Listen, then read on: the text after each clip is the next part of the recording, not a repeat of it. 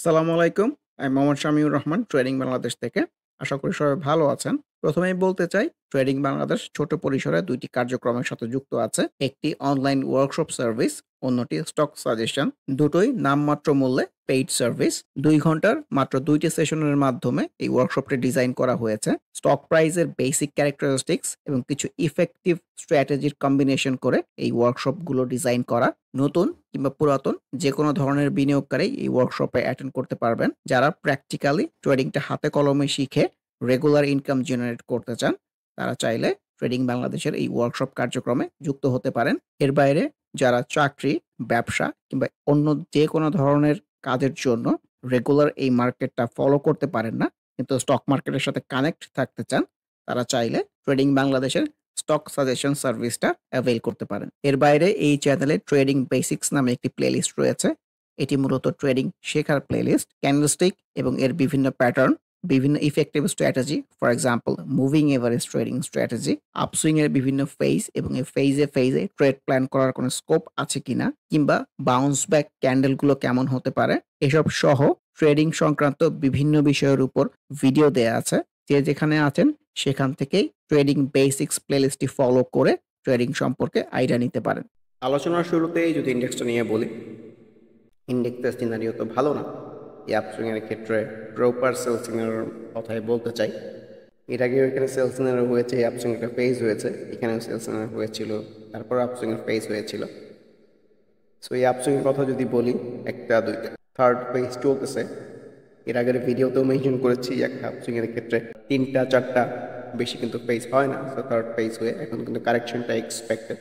So ট্রেডিংয়ের ক্ষেত্রে ডিসিশনগুলো proper টাইমে make করাটা খুবই জরুরি।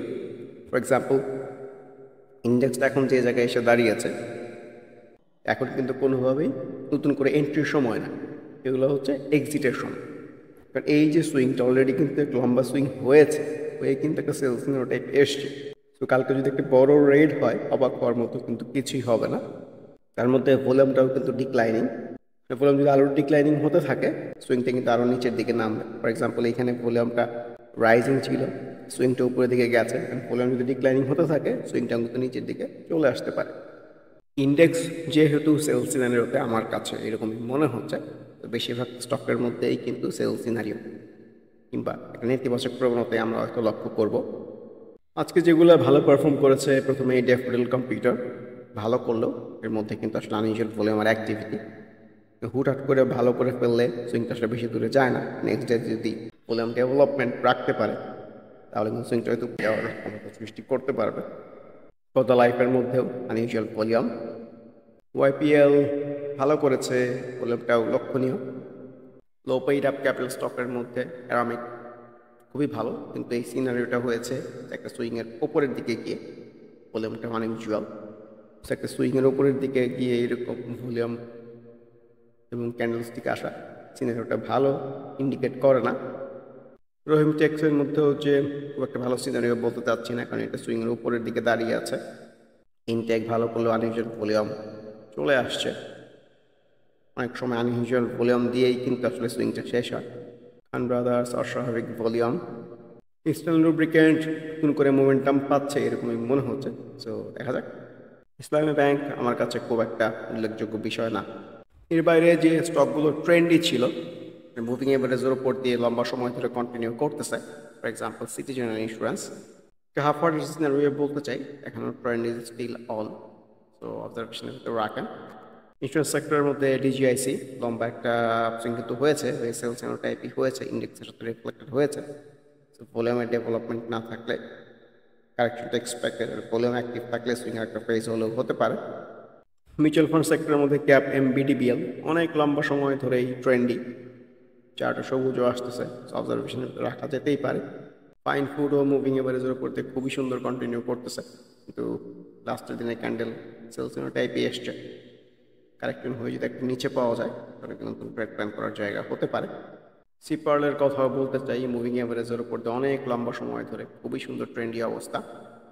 সো যদি কারেকশন হয়ে মুভিং এভারেজ 50 বা 20-র আশেপাশ থেকে বাউন্স দিতে পারে, তাহলে কিন্তু খুবই সুন্দর ট্রেড প্ল্যান করা যেতে পারে। সো অবজারভেশনের ভিতরে রাখা যেতে পারে। পরিশেষে ইন্ডেক্সটা নিয়ে বলতে চাই, যে ইন্ডেক্সের উপরে আমাদের দেশে মার্কেট অনেক কিছু ডিপেন্ডেন্ট হয়।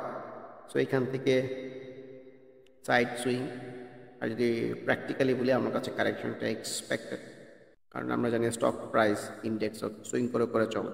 তারপর একটা আপসুইং হয়েছে, এই যে আবার কারেকশন হয়েছে, আবার বড় একটা আপসুইং হয়েছে। ওরা আরও সামনের দিকে যেতে চাইলে অ্যাটলিস্ট আবার একটু কিছু কারেকশন হয়ে দেন আর একটা আপসুইংয়ের দিকে যেতে হবে। নর্মালি এটা হচ্ছে বেসিক ক্যারেক্টারিস্টিক।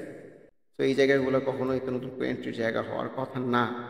ওকে কারেকশন হয়ে নিচে আসতে হবে, রিটেস্ট দিতে হবে, বাউন্স ব্যাক দিতে হবে, দেন সেগুলো দেখে অ্যাকর্ডিংলি ট্রেড প্ল্যান করা যেতে পারে। সো আপকামিং ডেইজ ইন্ডেক্সের মধ্যে পজিটিভিটি অব্যাহত থাকবে, এ ধরনের আশাবাদ ব্যক্ত করে আজকের মতো ডিসকাশনটি শেষ করতে চাচ্ছি।